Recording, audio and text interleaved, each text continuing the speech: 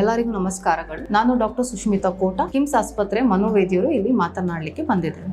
So ಇವತ್ತು ನಾನು ಇಲ್ಲಿ ಮಾತಾಡಲಿಕ್ಕೆ ಬಂದಿರೋದು ಆಂಗ್ಸೈಟಿ ಡಿಸಾರ್ಡರ್ ಅಥವಾ ಆತಂಕದ ಅಸ್ವಸ್ಥಗಳು ಅಂತ ಹೇಳ್ತೇವೆ. ನಾವು ಸಾಮಾನ್ಯವಾಗಿ ನಾವು ಎಲ್ಲ ವಯಸ್ಸಿನಲ್ಲಿ ಕೂಡ ನಾವು ಈ ಆತಂಕವನ್ನು ಕಂಡುಬರುತ್ತೇವೆ, ಎಲ್ಲ ಕಡೆನೂ ನಾವು ಕಾಣಿಸ್ಕೊಳ್ತೇವೆ. ಅದು ಮಕ್ಕಳಿಂದ ಹಿಡಿದು ವೃದ್ಧದ ವಯಸ್ಸಿನವರೆಗೂ ನಾವು ಈ ಆತಂಕವನ್ನು ಕಾಣಿಸ್ಕೊಳ್ತೇವೆ. ಬಟ್ ಈ ಆತಂಕವು ಕಾಯಿಲೆಯಾಗಿ ಆಗುವುದು ಯಾವಾಗ, ಇದರ ಲಕ್ಷಣಗಳು ಏನು ತಿಳಿದುಕೊಳ್ಳುವುದು ಬಹಳ ಮುಖ್ಯವಾಗುತ್ತದೆ. ಏನಂದ್ರೆ ಅತಿಯಾಗಿ ಯೋಚನೆ ಮಾಡುವಂಥದ್ದು ಅಥವಾ ಅತಿಯಾಗಿ ಆತಂಕ ಆಗಿರುವಂಥದ್ದು ಅಥವಾ ಓವರ್ ಥಿಂಕಿಂಗ್ ಅಂತ ಏನು ಹೇಳ್ತೇವೆ ಅದು ಆಗುವಂಥದ್ದು.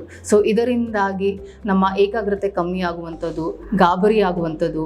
ಸೊ ಈ ಗಾಬರಿಯಿಂದಾಗಿ ಎದೆ ಬಡಿತ ಜಾಸ್ತಿ ಆಗುವುದು, ಬೆವರುವುದು, ಶ್ವಾಸಕೋಶದಲ್ಲಿ ಪ್ರಾಬ್ಲಮ್ ಆಗುವಂಥದ್ದು. ಸೊ ಇವುಗಳ ಟ್ರೀಟ್ಮೆಂಟ್ ಇದ ಅವಶ್ಯಕತೆ ಏನಕ್ಕೆ ಮುಖ್ಯ? ಸೊ ಇವುಗಳು ಏನಾಗ್ತದೆ ಅಂದ್ರೆ ನಮ್ಮ ಒಂದು ದಿನ ಚಟುವಟಿಕೆಗಳು ಅಥವಾ ನಮ್ಮ ಪರ್ಫಾರ್ಮೆನ್ಸ್ ಅನ್ನ ತುಂಬಾ ತಡೆ ಹಾಕುತ್ತದೆ. ಸೊ ಇವುಗಳು ಕಾರಣಗಳೇನೊಂದು ಅತಿಯಾದ ಒತ್ತಡಗಳಾಗಿರುವುದು, ಅದು ಕೌಟುಂಬಿಕ ಒತ್ತಡ ಆಗಿರುವುದು ಅಥವಾ ಕೆಲಸದ ಒತ್ತಡ ಆಗಿರುವುದು, ಅಕಾಡೆಮಿಕ್ ಪ್ರೆಷರ್ ಆಗಿರುವುದು.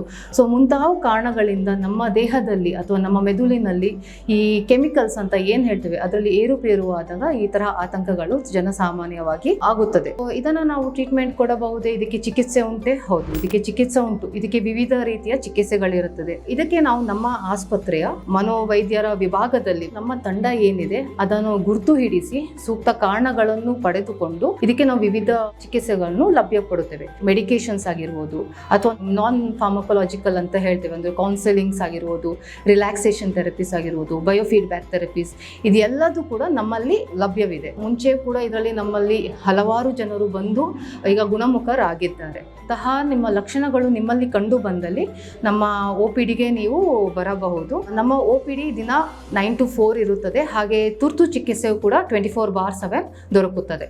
ಧನ್ಯವಾದಗಳು.